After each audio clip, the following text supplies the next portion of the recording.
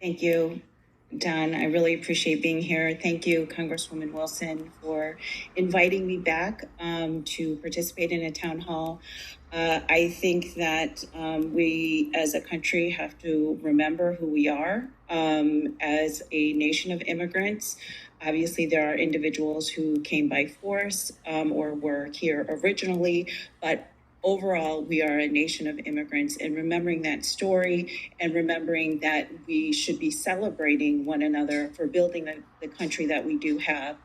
As far as rights are concerned, we do have constitutional protections for immigrants in place, and the way that immigrants are being portrayed in the media right now as criminals, rapists, drug traffickers. The statistics show over and over again that immigrants have a lower rate of any type of criminal activity in comparison to U.S.-born citizens. So what we're seeing in the media is a very inaccurate portrayal. I think all of us in all of our communities, we can cite to our friends, to colleagues who are upstanding, wonderful contributors to this country, contributing to our economy, building businesses, employing people, and really sustaining our communities as upstanding participants. So, where our communities can stand together is remembering our own histories as well as knowing who our community members are and not staying silent on that. So remembering in terms of what rights immigrants have, they do have the right to remain silent. They can refuse to answer questions. They can ask to speak to a lawyer. They are free to go, and unless there's a warrant that's being produced, they need to understand that they have to know what the basis for any stops are, and ask an officer and agent during an enforcement action what their name is, their badge, their ID, ask for a warrant. They can refuse to consent to a search and refuse to sign any document. They have to know their rights in the country. Somebody's banging on your door, you're at home, a warrant has to be produced. It isn't, immigrants are people. We have to remember our commitment to human rights as a nation. The United States should be a leader for advocating for human rights and upholding human rights. And the portrayal of immigrants right now being chased down, hunted down is extraordinarily disturbing. I don't think that there is anyone in our community that could speak otherwise. There are a couple other items. Don, you said I will talk about some items. There's something new on the immigration landscape. So thank you for using the word some. There's really a lot going on. I do want to just preface this with that in the state of Florida, Americans for Immigrant Justice with other nonprofits, community partners, have built a coalition called RAISE, RAISE. You can find us online, RAISE.is. We do have a hotline. If there's a raid occurring, your colleague, friend, family member is being subjected to a raid and they need legal assistance and some orientation, you can call our hotline number 1-888-600-5762. On our website, raise.is, you will find a lot of resources, know your rights, information about encounters with ICE at work, at home, if you're pulled over, resources on medical care, and other items, family preparedness. I invite everybody to please come to this website. It's a group of partners throughout the state of Florida putting these resources together and really there to support the immigrant community.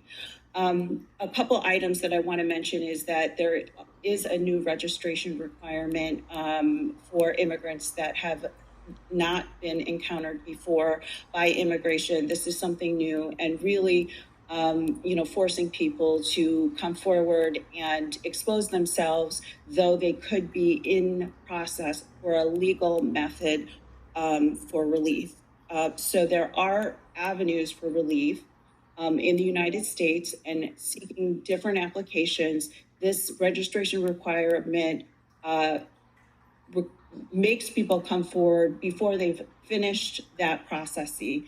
So that is something new. Also, this concept of prosecutorial discretion, the undoing of what was a logical and orderly method by the Biden administration in terms of assessing individuals on a case-by-case basis. So an individual who may have been here, no crimes, 20 years, may be married to a U.S. citizen, in process of fixing their current situation. They may have multiple U.S. citizen children, businesses, 5 grandchildren, and an assessment on a case-by-case basis, and instead the analysis being on who are the highest threats: criminals, national security threats, alleged terrorists. Those individuals would be prioritized as opposed to expending limited resources on populations that are contributing to our communities and are in process of legalizing their status. So the concept of prosecutorial discretion has really been undone by the current administration. And if you are encountered by ICE, even if you don't have crimes, you will be an enforcement priority because you cannot show and demonstrate that you have a current status at this time.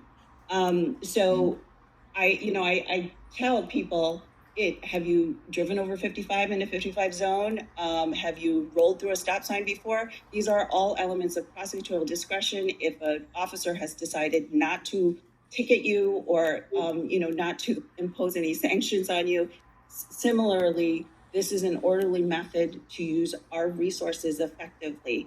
Importantly, the directive on sensitive locations, protections at schools, hospitals, and religious locations, that was undone. So ICE can come forward with that. There is a current injunction court order related to places of worship, fortunately, but ICE can be going into schools right now and arresting parents, arresting teachers, asking questions.